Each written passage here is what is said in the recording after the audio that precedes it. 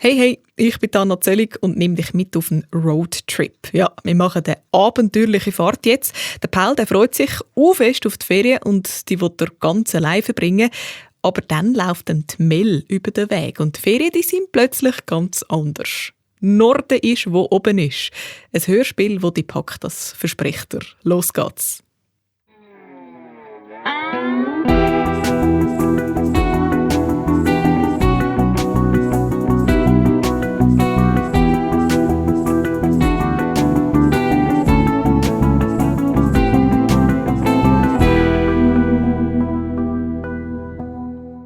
Manchmal ist es auch ein Vorteil, wenn die Eltern geschieden sind und schon lange nicht mehr miteinander reden. Seit 40 Minuten sitzt der Paul im Restaurant von einer Autobahnraststätte und schaut gespannt auf den Parkplatz ab. Dort unten hocken nämlich seine Eltern in ihren Autos und warten, bis er sich entscheidet. Der Paul ist sicher. Er muss jetzt nur noch ein bisschen Geduld haben. Dann wird sein Plan aufgehen. Fahrt endlich los. Die Pommes frites auf seinem Teller sind schon lange kalt und es gibt nichts, das er mehr hasst als kalte Pommes frites. Halt nein, das stimmt nicht ganz.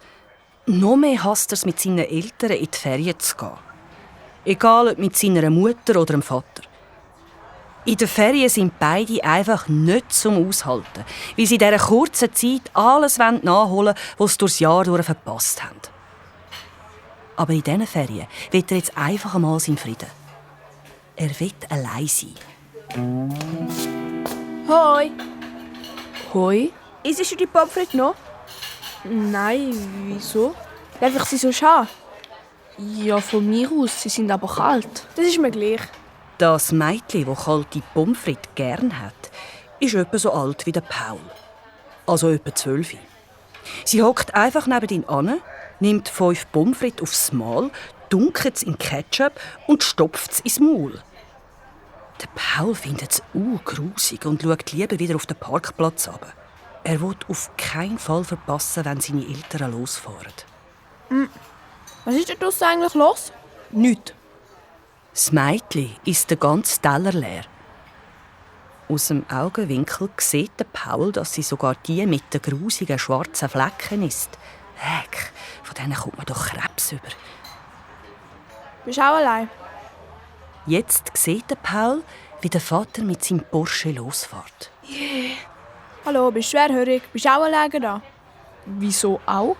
Weil sie mich auf dem WC vergessen haben. Aber egal. Deine Eltern haben dich vergessen. Nein, die vom Bus. Ich hätte in ein Sportlager ins Tessin. Hatte keinen Bock gehabt. Und wieso bist du allein? In dem Moment fährt die Mutter mit ihrem Jeep los. Ja, das ist ein bisschen kompliziert. Komm schon, erzähl. Und der Paul, er weiss auch nicht recht wieso, aber er erzählt dem wildfremden Mädchen tatsächlich die ganze Geschichte. Dass seine Eltern geschieden sind und dass er sich heute entscheiden sollte, mit wem er in die Ferien will. Er hätte einfach entweder bei seiner Mutter oder beim Vater einsteigen. Aber er ist einfach im Restaurant hocken geblieben und hat gewartet, was passiert. Mein Plan ist voll aufgegangen. Meine Mutter hat gemeint, ich sei beim Vater eingestiegen und mein Vater hat gemeint, ich sei bei der Mutter eingestiegen. Und jetzt sind beide ohne mich losgefahren. Nein, so krass. Und wo fahren sie jetzt hin? Mein Vater ins Tessin und meine Mutter irgendwo in die Berge. Das stimmt überhaupt nicht. Der Paul lügt, ohne mit den Wimpern zu zucken. Die Mutter fliegt nämlich in ein Luxushotel auf Indonesien und der Vater in ein Sportresort auf Florida. Aber der Paul will irgendwie nicht, dass das Mädchen weiss, dass er der Sohn von Millionären ist. Sie sieht nämlich nicht so aus, als würde sie solche Buben lässig finden. Ich heisse übrigens Melina. Aber kannst du mir Mel sagen? Und was machst du jetzt? Der Paul will am liebsten heim.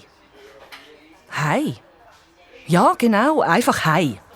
Ich kenne das Haus, wo wir hin könnten. Das ist eine riesige Villa. Und die dort wohnen, sind in der Ferien. Dort könnten wir hin. Eine leere Villa? Wieso kennst denn du eine Villa? Ist deine Mutter dort eine Putzfrau? Nein, mein Vater ist Handwerker. Er hat dort gestern etwas flicken. Das hat pressiert, weil die Leute heute in die Ferien sind. Eine leere Villa. So cool. Die Mel springt auf und der Paul läuft ihr ein bisschen verdattert nach. Auf dem Parkplatz geht Mel direkt auf einen Mann zu, der vor seinem Auto steht und raucht. Hey, was hast du vor? Ich organisiere jemanden, der uns fährt. Wo ist die Villa? In Berlingen. Das ist direkt am Untersee. Untersee? Hä? Wo ist denn der? Beim Bodensee. Also, der Untersee ist der westliche Teil vom Bodensee. Okay. Warte schnell da. Der Paul sieht, wie die Mel auf den Mann zugeht und mit ihm redet. Beide schauen immer wieder so komisch zu ihm über. Dann winkt ihm die Mel. Er geht zum Auto, der Mann schaut ihn mitleidig an und hebt ihm die Tür auf. Die Strecke auf Berlingen schaffen sie 20 Minuten. Das ist eindeutig neuer Rekord. Und wo sie endlich aussteigen, sagt der Mann erleichtert «Tschüss, macht's gut» und fährt mit Vollgas davon. Hey, was hast du dem erzählt? Ich habe ihm nur gesagt, er müsse schnell zu unseren Eltern heimfahren, weil du total gefährliche Krankheit hast und ohne Medikament sogar sterben. Nicht schlecht. Dann drehen sie sich beide um. Wow! Sie stehen vor einem grossen, eisigen Eingangstor. Hinten dran hat es einen langen Kiesweg. Links und rechts hat es so weisse römische Statuen und Bäume, die wie Kugeln aussehen. Und am Ende des Kieswegs steht eine riesige, weisse Villa. Das Haus, das Paul besser kennt als alle anderen Häuser. Aber jetzt, mit der Mel, sieht er es, als wäre es das erste Mal. Voll krass! Das ist ja eine Wahnsinnsvilla. Bist du sicher, dass da niemand daheim ist? Ganz sicher. Sie laufen auf einem langen Kiesweg auf die Villa zu. Die blutrömischen Statuen links und rechts sind am Paul ein bisschen peinlich. Aber dann stehen sie auch schon vor der weißen Eingangstür mit der goldenen Türfalle. Und jetzt? Ich habe einen Dietrich. Der Paul steckt seinen Schlüssel so schnell ins Schloss, dass die Mel ihn unmöglich sehen kann. Dann rüttelt er ein bisschen übertrieben daran herum. Und, oh Wunder, die Tür geht auf. Ladies first. Hey, ich bin doch nicht blöd. Du gehst zuerst, falls es einen Alarm hat oder eine Bulldogge. Weil der Paul weiss, dass es weder das eine noch das andere hat, geht er mutig voraus. Es ist komisch, in sein eigenes Haus hineinzulaufen und so zu tun, als wäre es das erste Mal. Wow! Das ist ja voll krass! Boah, riesig! Hey, da kann man sicher auch gut Fange spielen. Hat's, du bist. Und schon rennt sie die grossen Marmorstege durch. Oh nein, eigentlich sollte sie doch die Schuhe abziehen. Der Paul spurtet ihr schnell nach. Die Mel semmelt oben den Gang ab und reisst jede Tür auf. Bei der 5. stoppt sie. Es ist das Badzimmer. Also, Zimmer ist ein bisschen untertrieben.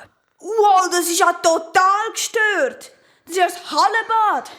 Für was braucht man so ein grosses Badzimmer? Weißt du was? Wenn ich da wohnen würde ich im Fall jede Woche eine riesige Schaumparty veranstalten und alle Kinder einladen. Vielleicht machen die das ja auch. Spinnst? Das glaubst du selber nicht. Tja, die Mel hat natürlich recht. Paul, schnell ablenken. Hetz, du bist... Der Paul rennt die Stege wieder durch. Er will die Mel von seinem Zimmer weglocken. Das ist nämlich gerade neben dem Badzimmer. Er speidet durchs Wohnzimmer, durchs Fernsehzimmer, durch die Empfangshalle, aber die Mel ist überhaupt nicht schnell. Sie kommt ihm nicht nach. Und dann geht sie sogar auf und muss fest schnaufen. Komisch. Ich habe Hunger. Da vorne ist die Küche. Warum weißt du das? Also, ich weiß es nicht. Das war mehr so eine Vermutung. Es sieht irgendwie danach aus. Der Paul muss ein bisschen besser aufpassen. Sonst kommt Mel schnell dahinter, dass er eigentlich da wohnt und sie angeschwindet hat. Die Mel geht in die Küche und reißt den Kühlschrank auf. Leer. Dann schränzt sie das Gefrierfach auf. Wow, das ist ja abgefahren. Schau mal. Der Paul weiss schon, was da drin ist. Sein Notvorrat. Das Gefrierfach ist voller Fläschchen mit Smoothies, die die Köchin amix extra für den Paul macht. Jeden Morgen trinkt er eins zum Zmorgen. Nicht eine einzige Fertigpizza. Die kommen ja schon nicht raus. Der Paul würde ihr am liebsten sagen, dass sie nicht rauskommt und wie fein die Smoothies sind. Vor allem die mit Mango, Bananen und Sanddorn. Aber er kann sich zusammenreissen und dann kommt es ihm in den Sinn, dass er vielleicht einmal seinen Eltern anrufen sollte. Ich muss schnell aufs WC. Er geht ins Badzimmer und beschließt ab. Zuerst ruft er seiner Mutter an. Sie ist auf dem Flughafen am Einchecken und hat gerade überhaupt keine Zeit. Sie tönt ein bisschen beleidigt, weil sie ja meint, der Paul hätte nicht mit ihr in die Ferien. Aber der Paul weiss genau, dass sie eigentlich froh ist, dass sie allein auf Indonesien kann. Der Vater tönt auch ein bisschen eingeschnappt, aber dann hat gerade sein zweites Handy geschaltet und er musste aufhängen. Eigentlich könnte der Paul stolz sein, dass sein Plan so gut funktioniert hat. Aber er freut sich gar nicht recht. Irgendwie fühlt er sich ein bisschen komisch. Schnell zurück zu der Mel. Natürlich ist sie nicht mehr in der Küche. Und natürlich ist sie wo? Ja, genau im Zimmer von Paul. Peinlich. Schau mal, was ich gefunden habe. Sie hat am Paul seine Fechtmaske unter dem Arm und mit der anderen Hand wedelt sie mit ganz vielen Geldnötchen umeinander. Die Nötli waren in dieser Maske. So ein blödes Versteck. Das findet man ja gerade. Das sind sicher fast 1000 Stutz. Es sind genau 1000 Stutz. Und die 1000 Franken hat der Paul gespart. Er weiss zwar noch nicht für was, aber das ist sein Geld. Die Mel steckt das Notenbündel hinten in ihre Jeans. Hey, das kannst du nicht einfach so klauen. Schau doch einmal, was das verwöhnte Bubi alles hat. Robin Hood, kennst du? Wir nehmen das Geld von den Reichen und geben es den Armen. Und wer sind die Armen? Hallo? Wer echt? Mir denk. Sie vertrüllt die Augen und läuft am Paul vorbei zu der Tür raus.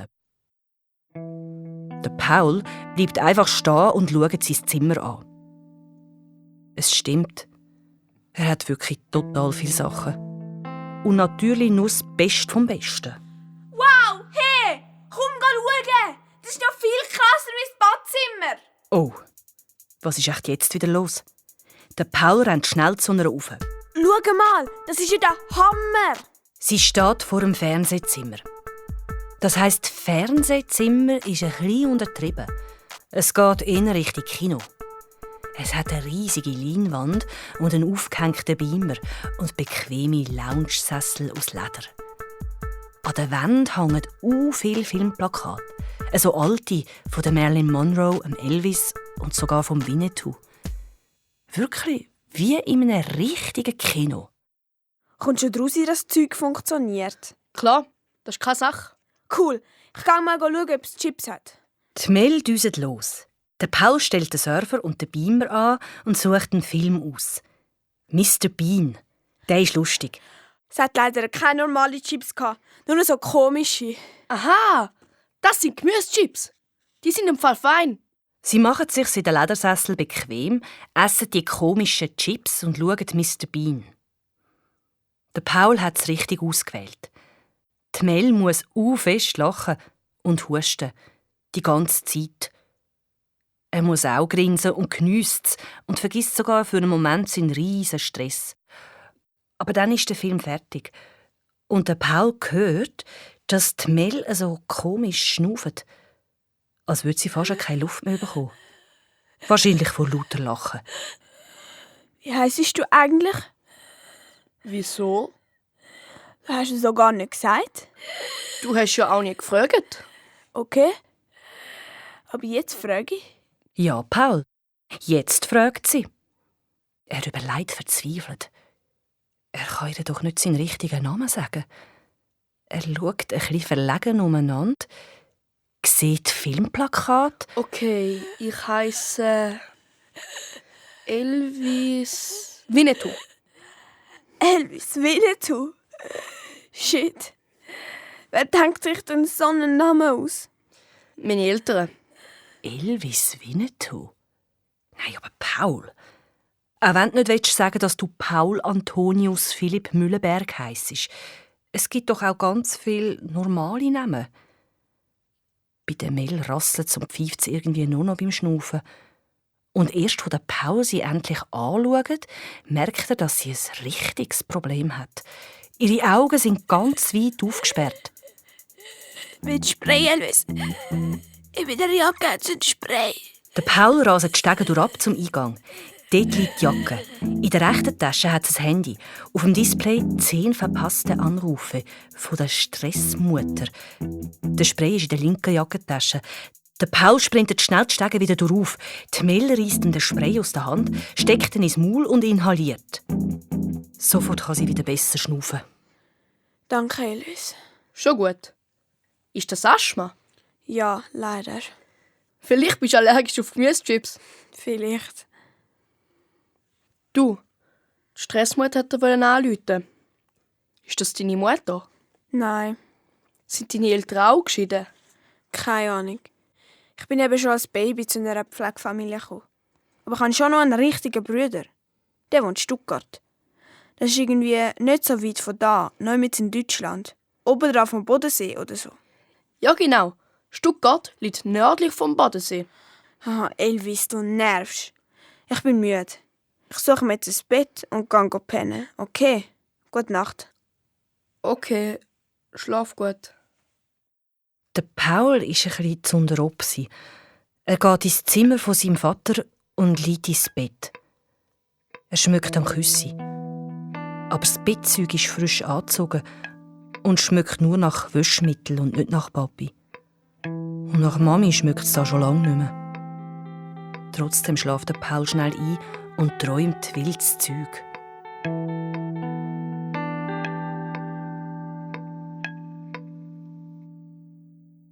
Am nächsten Morgen wird der Paul ziemlich ruppig von der Mel geweckt. Hey, Elvis, steh endlich auf! Ich muss dir etwas Uncooles zeigen. Ich warte draussen beim Gartenhäuschen. Ein paar Minuten später stehen sie zusammen vor dem Gartenhaus. Dort drin hat es etwas, das die Mel Champar interessiert. Ein Sitzrasenmäher. Darf ich Sie auf ein kleines Ausfährtchen einladen? Sie grinset, steigt auf den Rasenmäher und lädt ihn an. Kaum ist der Paul aufgestiegen, gibt Mel Vollgas. Super, oder? Der Rasenmäher macht einen furchtbaren Lärm. Nicht gerade das Beste, wenn man nicht auffallen sollte. Der Paul hat gar kein gutes Gefühl. Aber die Mel steuert fröhlich an den See runter und hält genau vor dem Steg an. Dort wartet die nächste Überraschung. Ein grosses, weisses Motorboot.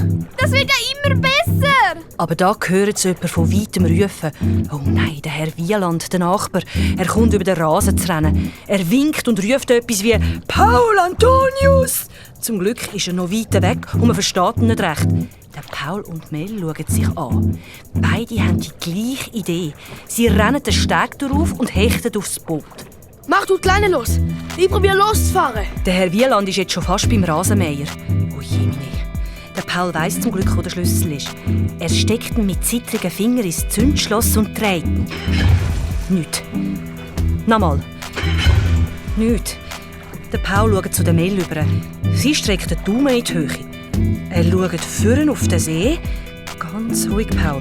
Einfach ganz ruhig den Motor anlassen. Er dreht den Schlüssel und wie eine Rakete schiesst das Schiff auf den See raus und genau in dem Moment donnert es laut vom Himmel oben ab. Der Paul schaut rauf. Ein Gewitter. Auch das noch. Denkt er. Und fährt mit Vollgas weiter. Er war noch nie bei einem Gewitter auf dem See. Es kommt näher und näher und dann hat der Paul das Gefühl, er sei in einer Waschmaschine. Der Regen peitscht von allen Seiten, es blitzt und donnert und das Schiff schwankt wie wild. Der Paul kann das Steuer fast nicht mehr heben und vom Gewackeln wird ihm langsam schlecht. Die Mel hat es schön. Sie ist unten in der Kajüte am Schermen. Dort hat es eine kleine Küche und 2 Betten. Hey, Elvis!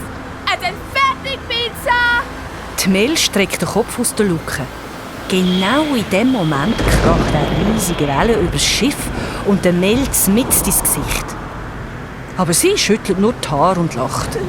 Ich mache jetzt Fertigpizza! Ja, Fertigpizza. Ist ja gut. Der Paul hat gerade andere Probleme. Er kämpft um sein Leben. Aber die Mel lacht immer noch fröhlich und verschwindet wieder in der Kajüte. Der Paul kämpft weiter, allein gegen den Orkan. Er mag das Steuerrad jetzt dann nicht mehr heben. Und gerade als er aufgeben will, oh Wunder, sind die dunklen Wolken durch und das Gewitter lässt nach. Irgendwie schafft es der Paul, das Boot ans Ufer zu steuern. Er hat überlebt. Schlotterig geht er zu der Mel runter. In der Kajüte schmeckt es fein nach Pizza und es ist warm. Er schnappt sich eine Wolldecke und hockt an. Jetzt findet er es sogar richtig gemütlich. Auf einem kleinen Tisch liegt eine Landkarte. Da. Die Mel zeigt mit ihrem Finger auf ein rotes Kreuzchen, das sie am nördlichen Rand der Karte eingezeichnet hat. Was da? Da fahren wir hin. Ich habe es genau angeschaut. Es ist kein Problem. Was? Ich komme nicht raus. Ganz einfach. Zurück in die Villa kommen wir nicht. Der Nachbar hat sicher der Polizei angerufen. Die Polizei? Ganz ruhig, Elvis. Sie wissen wahrscheinlich noch nicht, wo wir sind. Jetzt gehen wir am besten noch ein bisschen da den Rhein ab und nachher müssen wir nur noch ein bisschen da rauf. Das heisst nicht rauf, es heisst in Norden. Ach, du bist so ein Streber. Jetzt entspann dich mal ein bisschen. Und was machen wir im Norden? Wir gehen meinen Bruder besuchen. Der wohnt in Stuttgart, hat er doch schon gesagt. Es ist nicht weit. Okay. Hast du Hunger? Sie streckt am Paul ein Stück Fertigpizza an. Ja, der Paul hat Hunger. Und wie? Eigentlich hasst er Fertigpizza, aber jetzt ist es genau das Richtige. Dann piepst der Mel ihr Handy. Schon wieder Stressmutter. Weißt du, was ich mir überlegt habe, Elvis? Ich glaube, wir müssen unsere Handys fortrühren. Sonst können sie herausfinden, wo wir sind. Wer kann herausfinden, wo wir sind? Die Polizei, der Geheimdienst, alle. Alle können herausfinden, wo du bist, wenn du ein Handy hast. Wir können ja einfach Ortungsdienste deaktivieren. Das nützt doch nichts. Die finden es trotzdem raus. Die haben mega gute Techniken. Weißt du, was wir machen?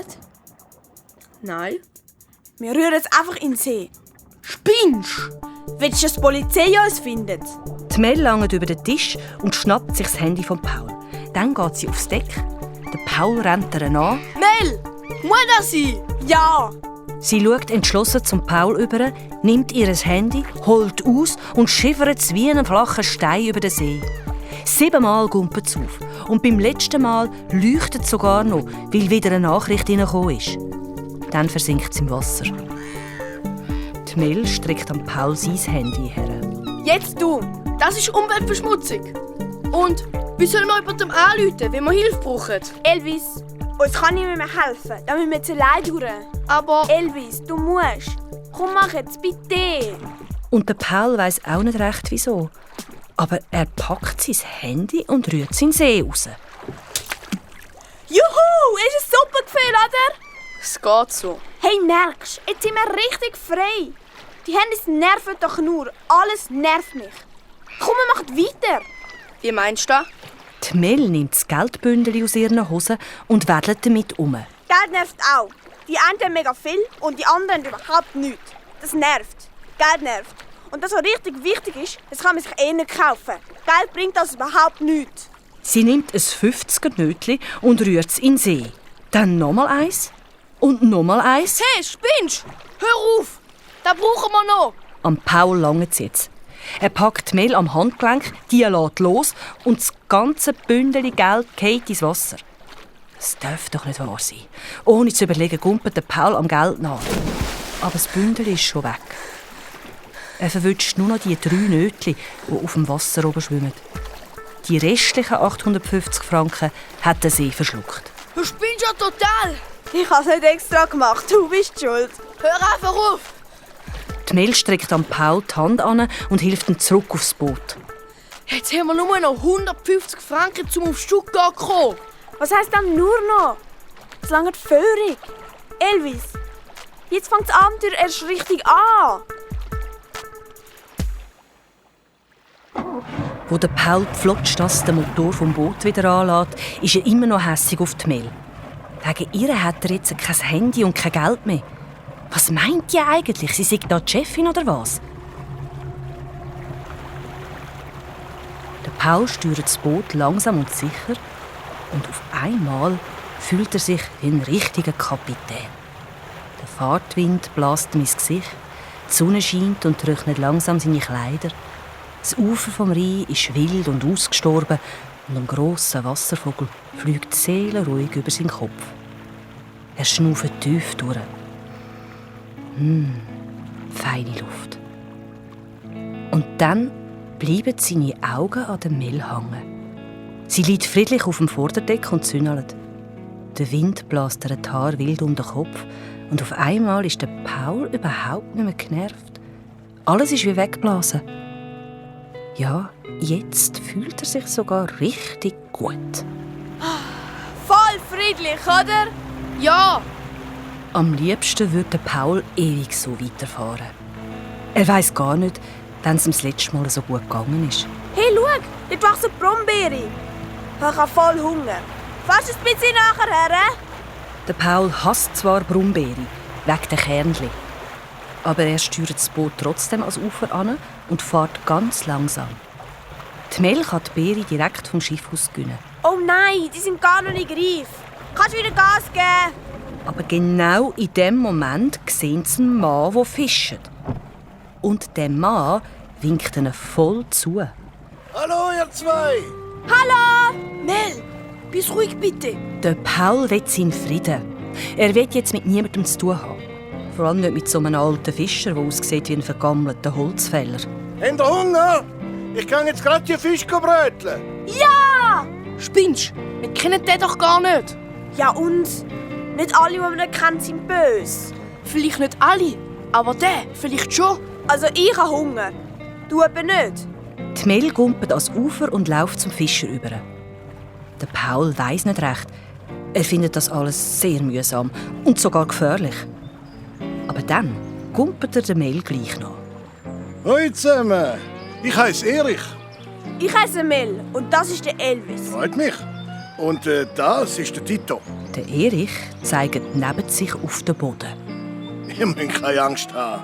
Er bist nicht. Der Tito hat Kinder gern. Das wäre ja alles schön und gut. Aber das Problem ist, dort, wo der Erich herzeigt, dort hat es ja gar keinen Hund. Nichts. Keine Spur von einem Hund. Der Paul hat es gewusst. Der Typ hat einen Dachschaden. Kommt mit. Es gibt brötelte Fisch und dazu Herdöpfel aus meinem Garten. Die Mel will am Erich sofort nachlaufen, aber der Paul hebt sie zurück. Der ist doch total durchgeknallt. Der ist durchgeknallt, aber harmlos. Bist du wirklich sicher? Ich sehe es ihm an, Elvis. Komm ein bisschen runter. Hallo, wo bleiben ihr? Wir kommen! Die Mel marschiert los. Der Paul ist ganz hilflos. Was soll er jetzt machen?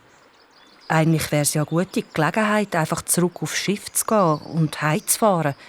Dann hat er endlich seinen Frieden. Aber was macht er? Er rennt der Mel nach.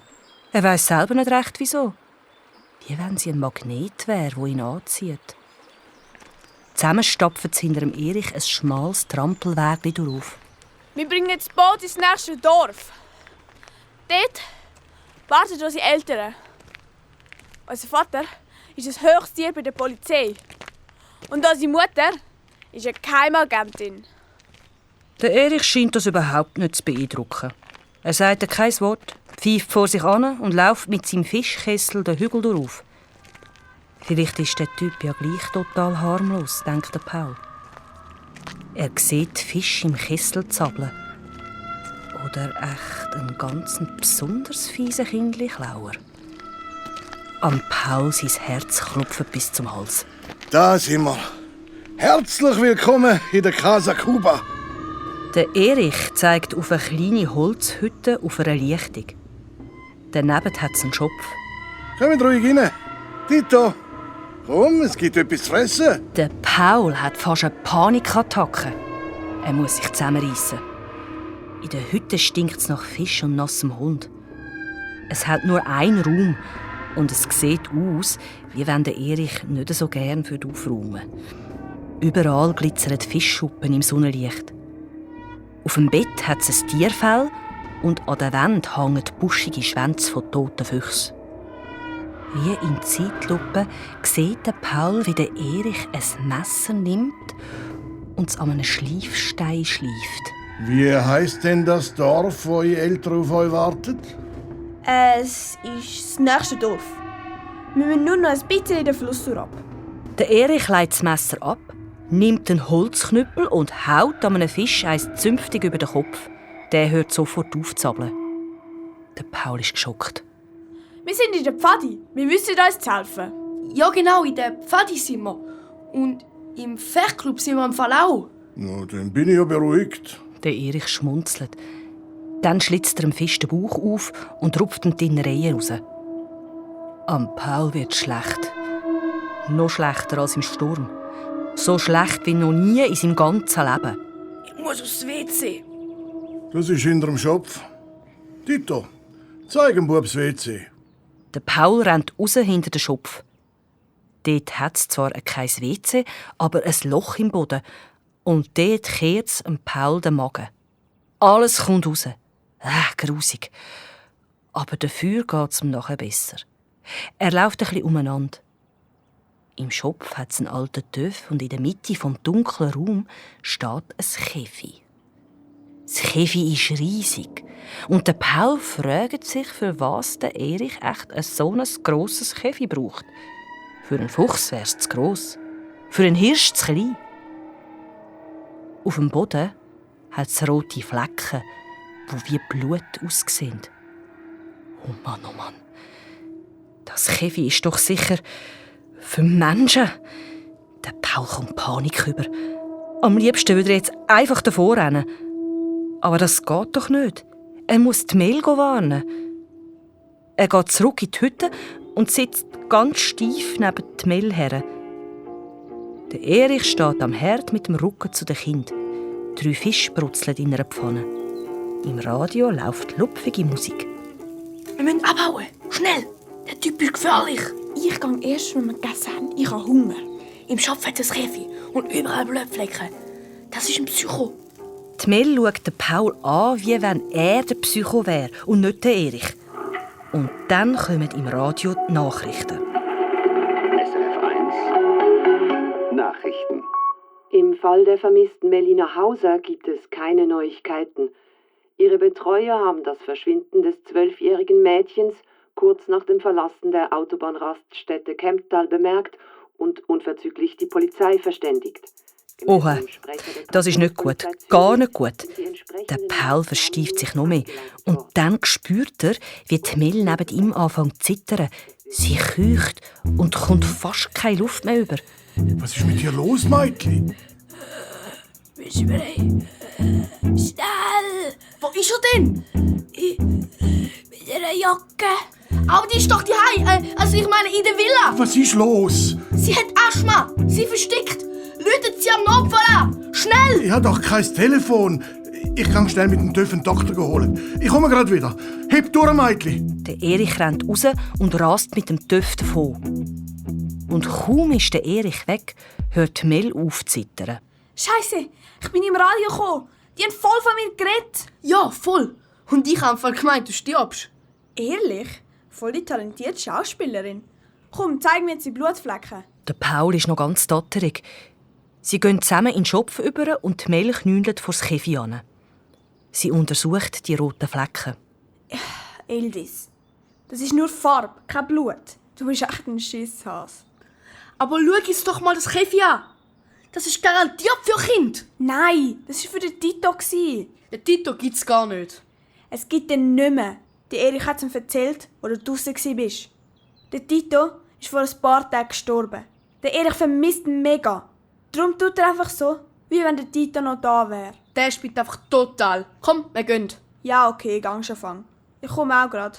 Der Paul rennt das Wägli durchab und ist sehr erleichtert, als er endlich wieder auf dem Boot ist. So komische Leute wie der Erich machen ihn einfach fertig. Dann sieht er die Mel kommen. Sie trägt einen Sack und an ihren Hosen bambelt etwas Buschiges. Sie grinsen. So einen Fuchsschwanz wollte ich immer schon wollen. Cool, oder? Hast du einfach geklaut? Hey, hallo? Ich klau doch nicht. Ich habe gezahlt. Für die Fische auch. Wie viel hast du gezahlt? 100 Stutz für alles. Was? Ich habe sie mir auf den Tisch gelegt. Du hast doch einen Vogel. Sie hocken zusammen aufs Vorderdeck und essen die lauwarmen Fische. Der Paul hat Fisch eigentlich nicht gern, aber die findet er erstaunlicherweise ganz okay. Hunger ist der beste Koch, sagt die Stressmutter immer. Komm, wir fahren weiter. Die Mel lässt den Motor an, fährt langsam los Und der Paul liegt auf dem Bauch. Das Holz vom Vorderdeck ist ganz warm. Am Rücken spürt er den lauen Fahrwind und es ist ihm vögeli wohl. Haben seine Eltern echt schon gemerkt, dass er abgehauen ist? Vielleicht sind sie sogar schon wieder in der Schweiz und machen sich zusammen Sorgen um ihn. Vielleicht hocken sie zusammen auf irgendeinem traurigen Gang in einem Polizeiposten und sind zusammen nervös. Oder sie sitzen sogar zusammen daheim in der Villa vor dem Telefon und warten auf eine Nachricht von ihm. Der Paul dreht sich auf den Rücken. Ja, je länger die Reise geht, umso mehr Sorgen machen sich seine Eltern. Und vielleicht, wer weiß, reden sie dann ja sogar wieder miteinander. Dann wird es langsam dunkel auf dem Rhein und der Paul kommt ein bisschen kalt über. Die Mel steuert das Boot ans Ufer und sie machen es in einem sicheren Versteck an. Dann gehen sie in die warme Kajüte runter, liegen mit den Kleidern ins Bett und probieren einzuschlafen. Wann hast du deinen Bruder eigentlich das letzte Mal gesehen? Noch nie. Wie bitte? Noch nie. Was? Du hast deinen Bruder noch nie gesehen? Ich bin schwerhörig. Ja, mein Bruder ist etwa 15 Jahre älter. Und als meine Mutter gestorben ist, sind wir beide zu verschiedenen Pflegefamilien gekommen. Er ist, glaube ich, ein bisschen gangstermässig drauf oder so. Darum wollten sie nicht wollen, dass ich ihn sehe. Und warum weißt du, dass er in Stuttgart wohnt?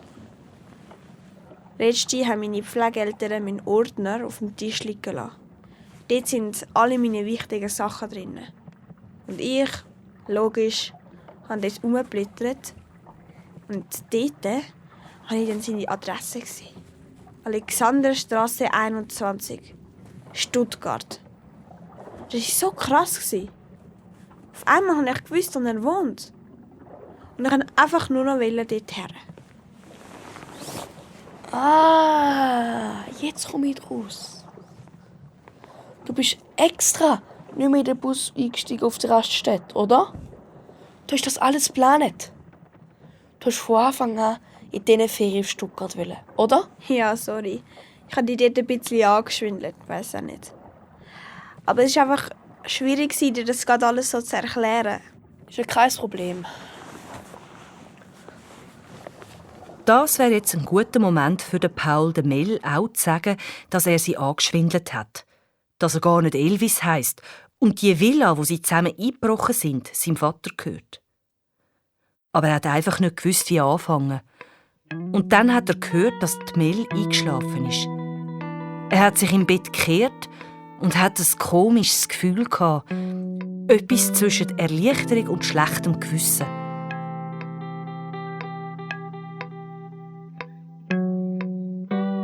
Am nächsten Morgen verwacht der Paul, weil jemand den Motor anlässt. Die Mel steht mit einem breiten Grinsen hinter dem Steuer und fährt mit Vollgas auf den Bootssteg zu. Hey, was machst du? Geh zum Morgenposten. Da vorne ist, glaube ich, das Dorf. Nicht so schnell! Abbremsen! Der Paul drückt die Mel vom Steuer weg und fährt langsam an den Steg an. Die Mel gumpelt mit einem Seil raus und macht das Schiff schnell an einem Pfosten an. Dann laufen sie los. Die zwei sehen anfangs ziemlich abenteuerlich aus. Verstrubelte Haare, dreckige Kleider, Fuchsschwanz. Das Dorf ist zum Glück wie ausgestorben. Aber das Lädeli hat voll offen. Hinter der Kasse steht eine junge Frau und ist am Handy. Sie schaut nur kurz auf. Über ihr hängt ein Fernseher. Die Mel nimmt Chips und Flips, der Paul ein paar Äpfel und Rüebli. Dann gehen sie an die Kasse. Im Fernsehen kommt eine Vorschau vom Shooty-Match Schweiz gegen Deutschland. Die spielen am Nachmittag gegeneinander. Und dann? Ja, dann kommen wieder die keiben Nachrichten. Der Fall von der vermissten Melina Hauser zieht weitere Kreise. Die 12-Jährige aus einem problematischen Elternhaus wird verdächtigt, den jungen Millionärssohn Paul Antonius Philipp Mühlenberg entführt zu haben. Und dann sieht man voll am Paul seinen Nachbar im Fernsehen, den Herr Wieland. Der erzählt, dass er gesehen hätte, wie ein Mädchen den armen Bub gezwungen hat, aufs Motorboot der Eltern zu steigen. Das sei alles so tragisch. Die Seepolizei vom Kanton Thurgau sucht mit Unterstützung von der Wasserschutzpolizei Konstanz seit gestern den Untersee nach dem Boot und dem Kind ab. Auf einmal geht alles ganz schnell. Die Mel rührt der Frau das letzte 50er-Nötchen an, schnappt sich den Sack mit dem Essen und spurtet los. Der Paul hinein, obwohl er sicher ist, dass die Mel nie mehr etwas mit ihm zu tun hat. Jetzt ist es sogar im Fernsehen gekommen. Und alle wissen es. Er ist ein Millionärssohn und heisst Paul Antonius Philipp Mühlenberg. Er ist ein Lügner. Aber als beide keuchend am Bootsteg ankommen, haben sie zuerst noch ein ganz anderes Problem. Scheiße, jemand hat das Boot geklaut. Hast du es denn gut gemacht? Sicher, meinst du, ich bin blöd? Wie hast du es auch gemacht? Ja, wie? Ich habe einen Knopf gemacht. Was für ein Knopf? Ich habe zuerst über die Schuhe gedacht. Oh Mann, das ist jetzt aber nicht wahr, oder? Ein Schuhbändelknopf. Schuhbändelknöpfe gehen auf. Für den gibt es 7 Knöpfe. Du bist so ein nerviger Besserwisser. Ja, das ist mir gleich. Unser Schiff hat sie weggetrieben wegen dir. Es ist jetzt sicher schon gleich beim Rheinfall unten. Die Mel sieht aus, wie wenn sie den Blitz getroffen hat. Der Paul hat jetzt echt erwartet, dass sie ihn anschreit. «Kannst du dir ja ein neues kaufen, du reicher Sack?» oder so etwas. Aber dann kumpelt sie auf ein Ruderbötchen, das am Steg angemacht ist. Kein Problem. Dann sollen wir wieder rein. Komm schon. Der Paul hechtet auch ins Bötchen und fängt an zu rudern. Aber er kann sich nicht recht konzentrieren. Mel, es tut mir leid. Hey Elvis, hallo. Nicht du musst sorry sagen. Ich meine, ich bin so doof. Ich kann nicht mal einen richtigen Knopf machen, ich schwöre. Okay. Hast du den Typ im Fernsehen auch gesehen? Der hat doch voll gemeint, du sagst das reiche Bubi aus der Villa. Ja, voll. Der Paul glaubt es fast nicht. Die Mel hat das total anders verstanden. Es ist alles gut. Das Abenteuer geht weiter. Aber er kann sich nicht lange freuen, weil auf einmal buckt sich die Mel. Und dann sieht der Paul warum. Etwa 200 Meter den Fluss durchab hat es ein Wehr. Und quer davor schwimmt ihr Boot. Und auf ihrem Boot die Polizei. Scheibe! Der Paul rudert schnell ins Schilf. Von dort können sie alles beobachten. Offenbar haben die Polizisten sie nicht gesehen. Die durchsuchen das Boot durchsuchen. Was machen wir jetzt? Die Mel gibt ihm keine Antwort. Sie schauen mit einem leeren Blick aufs Wasser raus. Mel, was sollen wir machen? Es ist vorbei. Die Polizei sucht uns. Alle kennen mein Fötterli. Wir haben kein Geld mehr. Am besten gehen wir jetzt einfach zu diesen Polizisten und erzählen alles. Der Paul ist ganz verdattert. So etwas Vernünftiges hat er von der Mel nicht erwartet. Aber dann spürt er, wie sich etwas in ihm aufbäumt. Nein, er hatte keine Lust auf vernünftig sein. Er will nicht, dass es fertig ist. Er will, dass es ewig weitergeht. Ja, genau. Und seine Eltern brauchen ja vielleicht auch noch ein bisschen Zeit, um sich zu versöhnen. Aber Mel, dein Bruder, du bist ja so knapp vor dem Ziel. Es ist nicht mehr weit bis auf Stuttgart. Nicht mehr weit. Du träumst ja. Sie schauen zu ihm über. Ganz traurig und müde. Der Paul hält es fast nicht aus. Mel, das schaffen wir. Komm, zusammen finden wir deinen Bruder. Die Mel schaut am Paul direkt in die Augen. Ganz verdutzt. Und dann fängt sie an zu lächeln. Okay, wenn du meinst, Elvis. Ja, komm, gehen wir. Er gumpet ans Ufer, die Mel gumpet nach und zusammen rennen sie in ein Maisfeld. Nach einem Zeitchen kommen sie auf der anderen Seite wieder raus. Dort hat es eine grosse Kreuzung mit Wegweiser. Und auf einem steht Stuttgart. 162 Kilometer. Wie weit ist das? Etwa so weit wie von Zürich auf Bern. Oh shit, da müssen wir stöppeln. Was? Spinnst? Das ist doch viel zu gefährlich. Was willst du dann? Fliegen oder was? Okay, aber wir folgen nur Frauen. Abgemacht. Es fahren ein paar Autos vorbei, aber in allen hocken Männer. Endlich kommt ein Auto mit einer Frau. Es ist ein hellblauer Mini. Frau macht die Türe ganz weit auf und winkt. Die Mel steigt schnell vorne ein, der Paul hinten. Hallo ihr beiden, ich heiße Anna. Wo wollt ihr hin? Die Frau ist etwa 40. Sie hat ein pünktliches Kleid an und im Auto hat sie so künstliche Blumen. Und am Rückspiegel bambelt ein gehökelter Flügelpilz. Meine Schwester und ich müssen zu unserem Bruder nach Stuttgart. Oh, das passt ja gut. Nach Stuttgart will ich auch. Aber was ist mit euren Eltern? Lassen die euch einfach alleine losziehen? Die sind in Afrika. Afrika? Und was machen sie da? Sie helfen armen Waisenkindern. Aha. Die meisten sind Flüchtlinge und haben Hunger und kein Trinkwasser.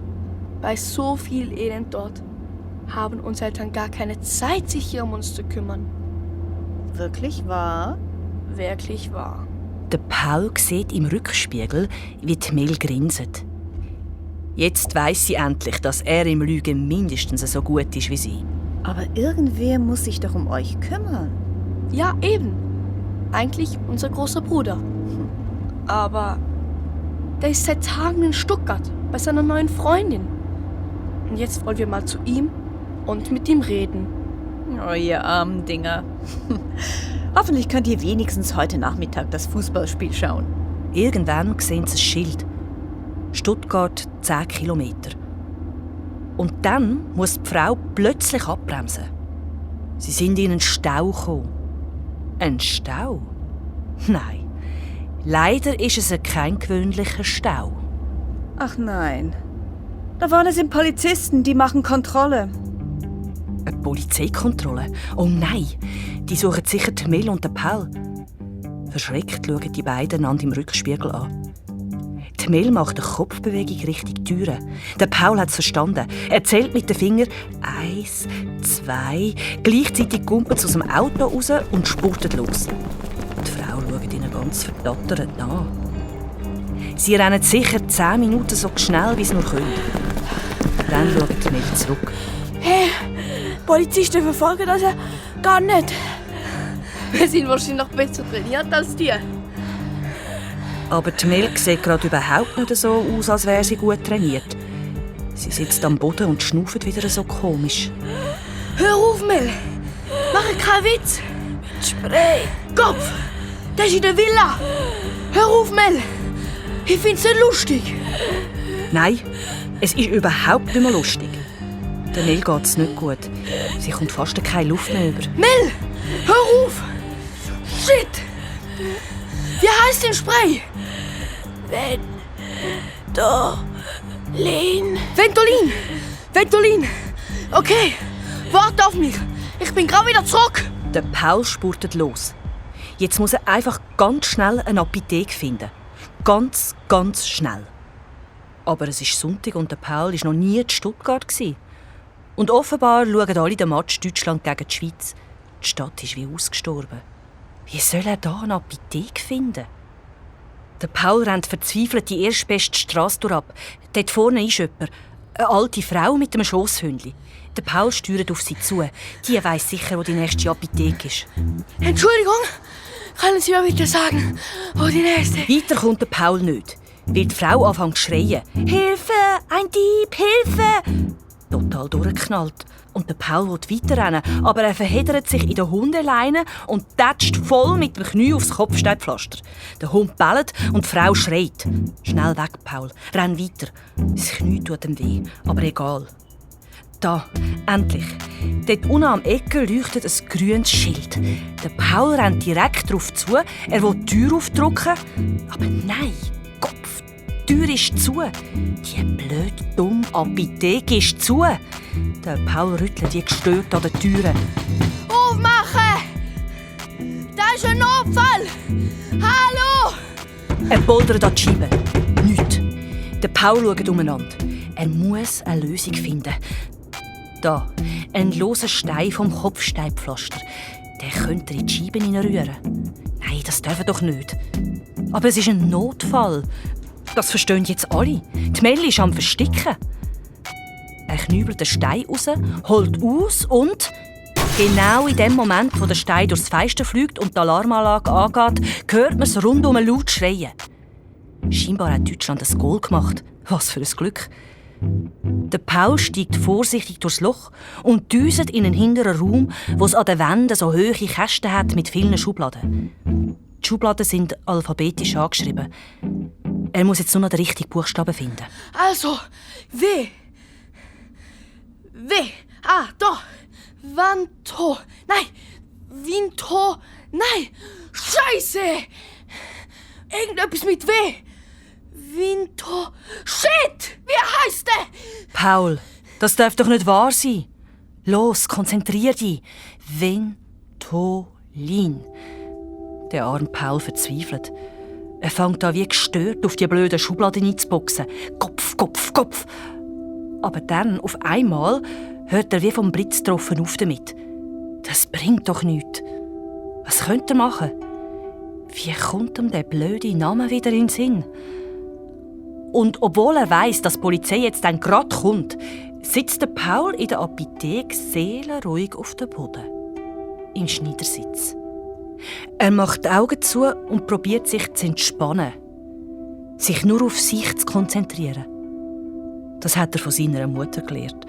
Alles andere ausblenden, Paul. Es muss einfach funktionieren. Und wirklich. Auf einmal sieht sich der Paul als kleiner Bub. Wie in einem Film sieht er Bilder aus seinem ganzen Leben. Er ist etwa 3 und seine Eltern machen mit ihm engeli Flüge. Und dann kommen schon die nächsten Bilder. Seine Eltern, die streiten.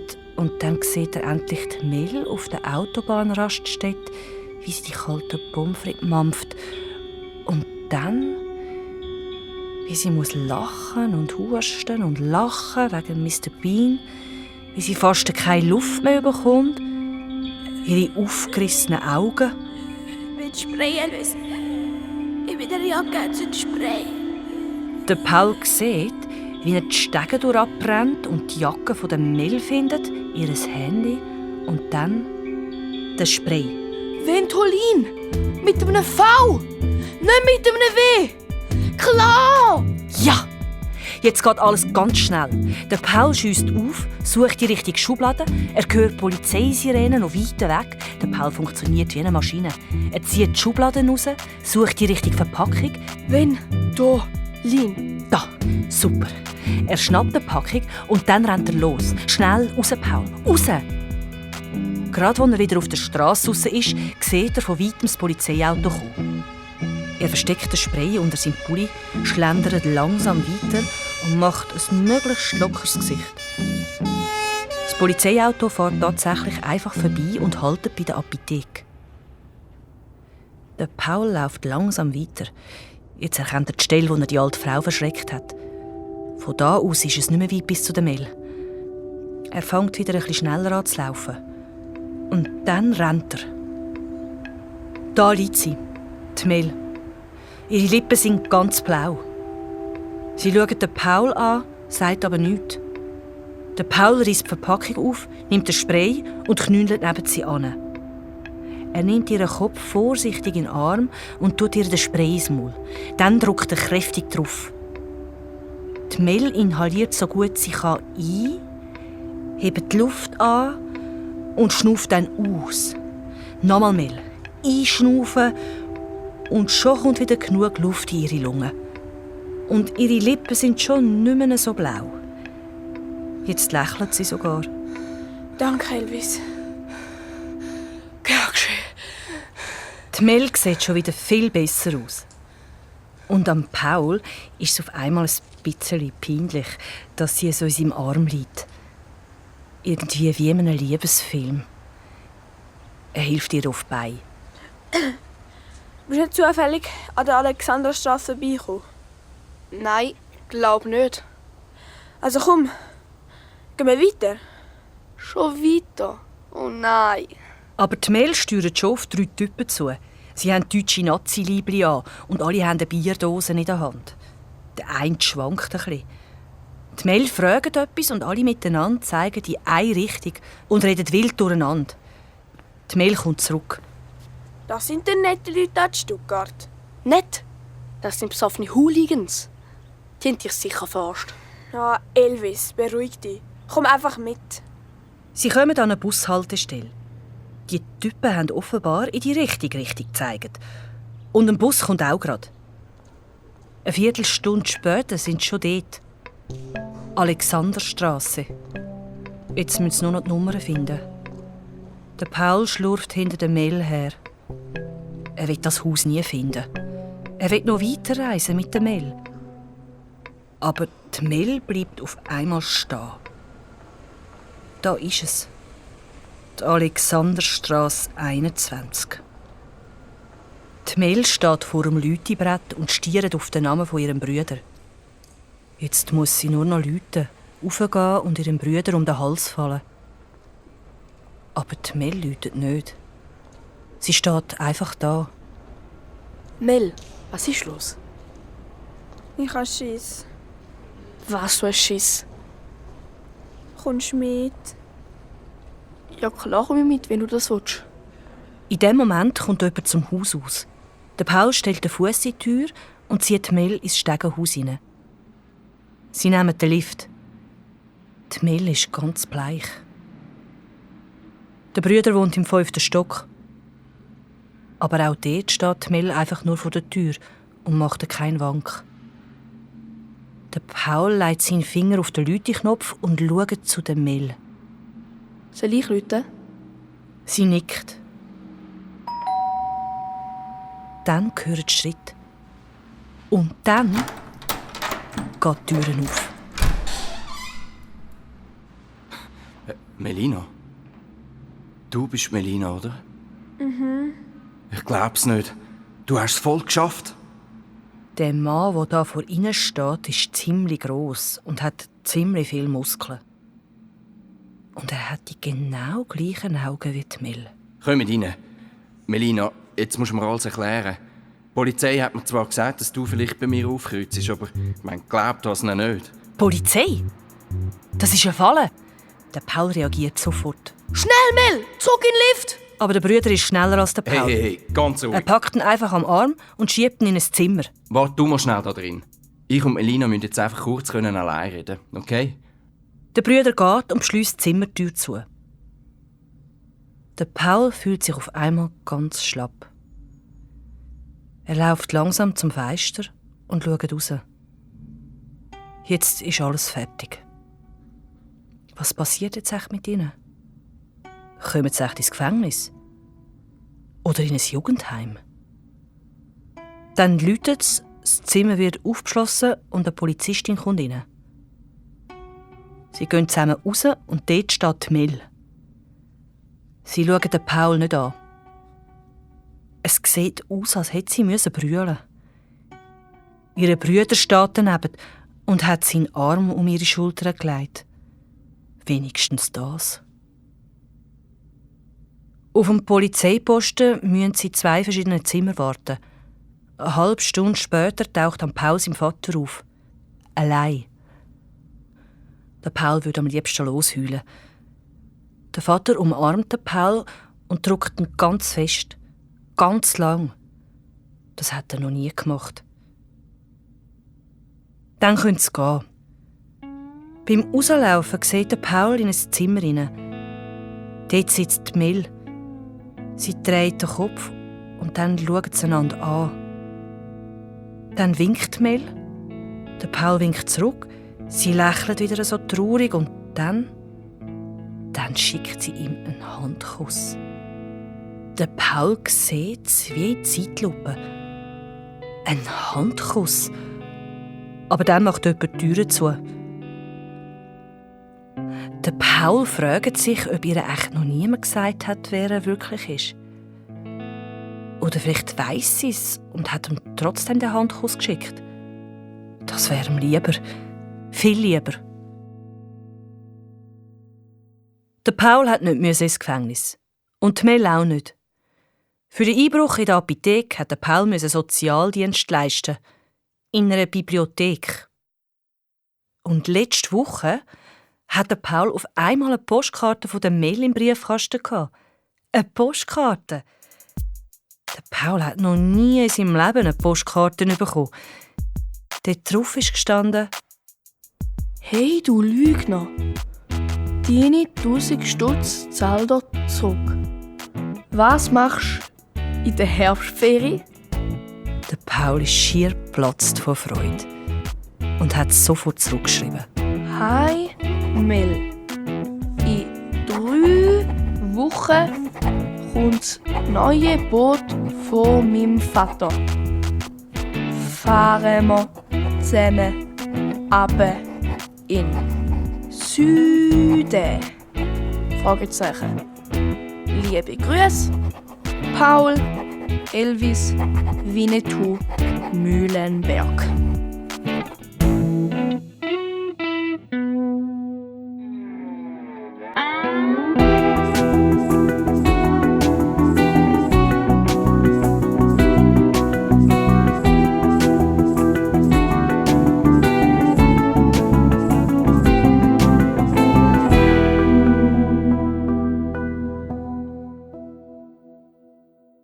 Eine tolle Abenteuergeschichte namens «Norden ist, wo oben ist». Wenn du keine Geschichte von uns verpassen willst oder sogar noch mehr hören willst, dann komm vorbei auf srfkids.ch und abonniere den Podcast da. Dann kann ich dir versprechen, kommen alle Geschichten zu dir. Bis bald. Anna Zöllig, mein Name.